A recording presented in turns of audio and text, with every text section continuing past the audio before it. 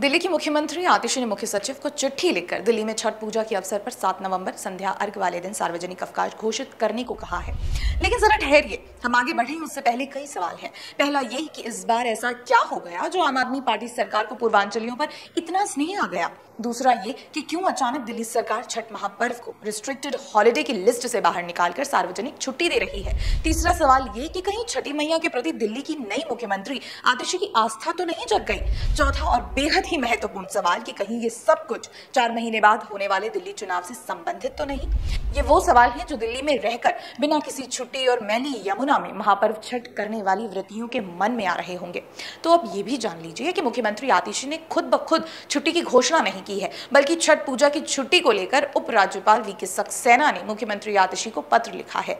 इसमें छठ महापर्व पर रिस्ट्रिक्टेड हॉलिडे को खत्म कर दिन भर छुट्टी करने के आदेश दिए हैं। पत्र में एलजी ने यह भी जानकारी दी है कि हमें जल्द ही इसकी फाइल उपलब्ध कराई जाए। इसके तुरंत बाद सीएम आतिशी ने भी ट्वीट कर छुट्टी घोषित करने का ऐलान किया। दरअसल राजधानी दिल्ली में अब तक छठ पूजा रिस्ट्रिक्टेड हॉलिडे की लिस्ट में शामिल था, यानी विभाग तय करते थे कि उन्हें इस दिन छुट्टी देनी है या नहीं, साथ ही देनी भी है तो पूरे दिन की देनी है या फिर आधे दिन की। लेकिन इस बार दिल्ली के उपराज्यपाल ने अपने नए आदेश में ये साफ कर दिया है कि दिल्ली में 7 नवंबर को छठ पूजा के दिन पब्लिक हॉलिडे घोषित किया जाए।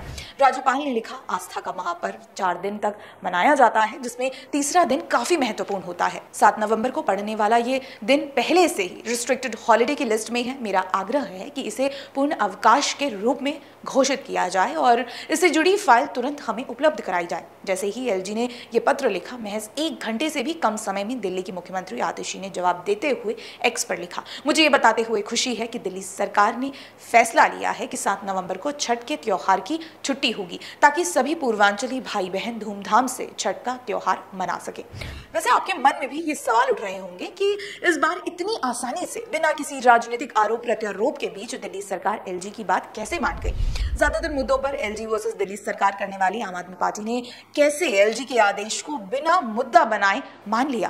तो चलिए अब सारा सस्पेंस खत्म करते हुए आपको बताते हैं कि दिल्ली सरकार ने यह फैसला क्यों लिया। दरअसल दिल्ली में कुछ ही दिनों बाद विधानसभा के चुनाव होने वाले हैं और दिल्ली विधानसभा चुनाव से पहले इसे बड़ा फैसला माना जा रहा है। तो क्या ये सिर्फ इसलिए कि 4 महीने बाद दिल्ली में चुनाव है, या इसलिए क्योंकि यमुना के वर्ष दर वर्ष गंदा रहने के कारण जो श्रद्धालु ठीक से पूजा नहीं कर पा रहे, वो इस बार अपना जवाब वोट न देकर पूरा करेंगे। छठ पूजा पर छुट्टी तो ठीक है, पर श्रद्धालु अर्घ कहां देंगे? जिस यमुना में डुबकी लगाने से लोग बीमार हो जाते हैं, उस यमुना में श्रद्धालु कौन से घाट पर डुबकी लगाएंगे कि बिना बीमार हुए दूसरे और तीसरे दिन भी आ सकें? साथ ही दिल्ली में रहने वाले बिहारी श्रद्धालुओं के लिए दिल्ली की आप सरकार ने ऐसा कोई घाट बनाया हो तो दिल्ली सरकार उसे भी बताएं। दरअसल ये सारा प्रपंच सिर्फ और सिर्फ अपनी नाकामियों को छिपाने और दिल्ली में रहने वाले बिहार के लोगों का ध्यान उनके ठीक से पूजा न कर पाने से होने वाली कोफ्त को शांत करने के लिए छुट्टी की घोषणा की गई है। आप ये सोचिए कि जिस महापर्व छठ की प्रमुखता ही जल में डुबकी लगाने और भगवान सूर्य को उसी जल में खड़े रहकर उसी जल का अर्घ देने में है, वो पूजा क्या वर्तमान में दिल्ली में बहने वाली यमुना में श्रद्धा के साथ की जा सकती है? दरअसल इसमें कोई संशय नहीं कि दिल्ली के चुनाव से पहले आम आदमी पार्टी किसी तरह का कोई रिस्क नहीं लेना चाहती है, क्योंकि इसका सीधा असर उनके वोट पर पड़ेगा।